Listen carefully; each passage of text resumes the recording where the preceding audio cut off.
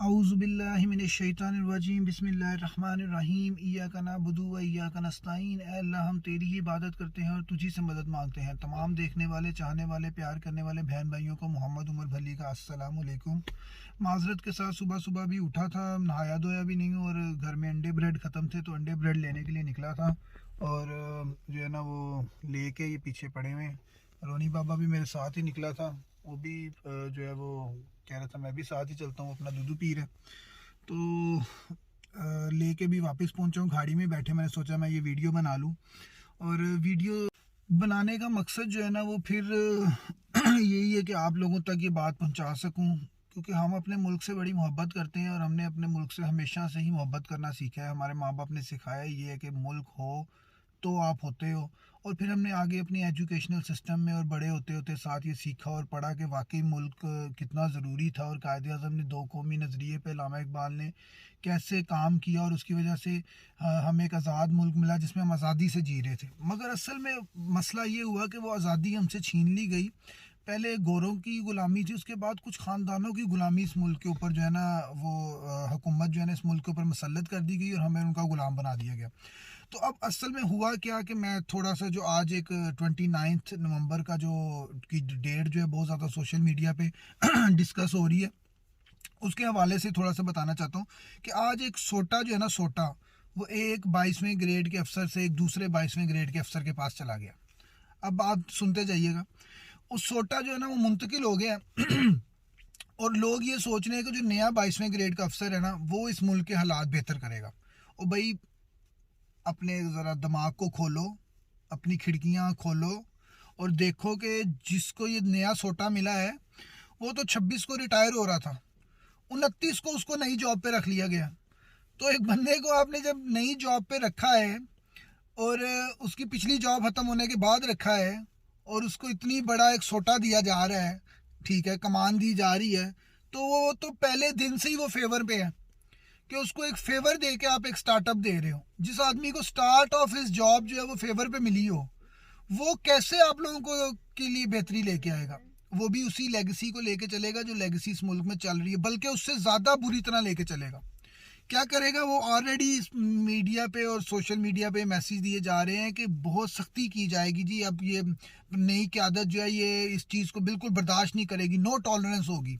अच्छा, अब no tolerance क्या होगी? आप तैयार हो जाए सब लोग, शलवारें उतरेंगी, ठीक है, इज्जतें पामाल होंगी, चार दीवारियों का तकद्दुस पामाल होगा, माओ बहनों की सरों से चादरें उतरेंगी, ठीक है, आप लोगों के सहाफ़ी कत्ल होंगे, MPMA खरीदे बेचे जाएंगे, अदालतें रातों को लगेंगी, ठीक है, वकला जो है वो पैसे लेके ईमान फरोशी करेंगे, डॉक्टर जो है वो अपना वीडियोस की ब्लैकमेलिंग में आके गलत जो है वो बनाएंगे, क्या आपका जो होता है मरने के बाद पोस्टमार्टम रिपोर्ट्स बनाएंगे और वो जिनकी होंगी, जिनके मरेंगे, उनकी फैमिलियों को भी नहीं देंगे पोस्टमार्टम रिपोर्ट। सोचो, ऐसी बगैरती होगी इस मुल्क में कि लोग और माएँ अपनी बच्चों की पोस्टमार्टम लेने के लिए अस्पताल के चक्कर लगाएंगी और पिम्स के डॉक्टर कहेंगे कि हमारे पास तो कोई आया ही नहीं, क्योंकि हमें तो ऊपर से साईं का फ़ोन ही नहीं आया, तो हम कैसे दें?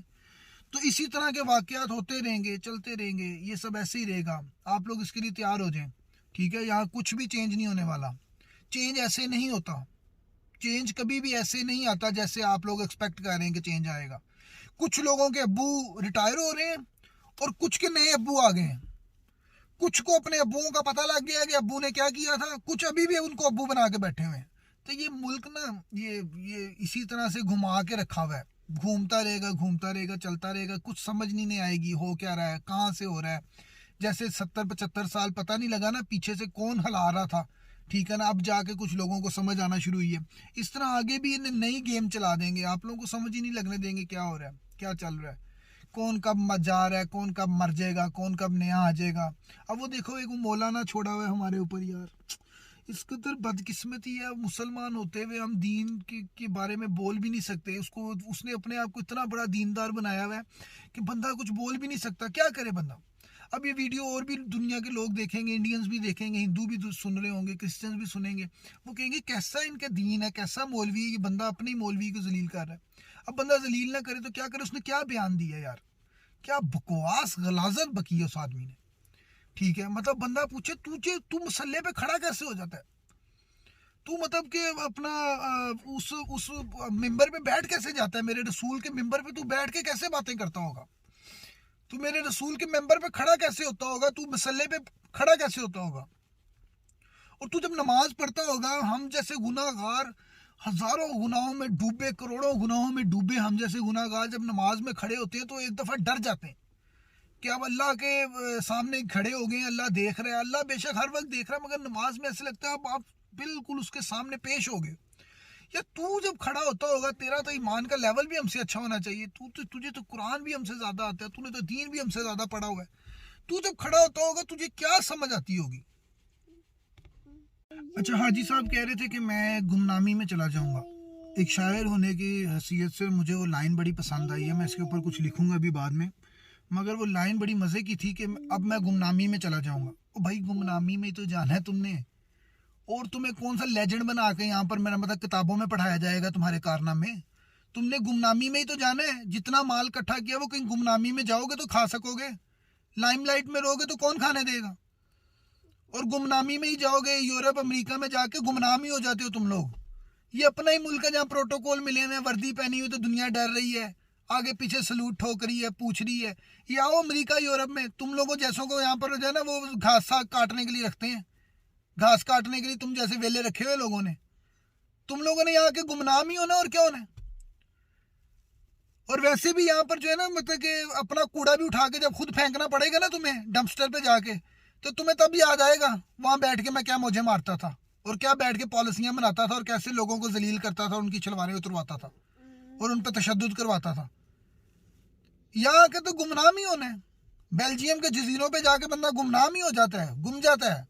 ऐसी ऐसी याशियां वहां पर उसमें खो जाओगे, गुमनाम हो जाओगे, पता ही नहीं चलेगा।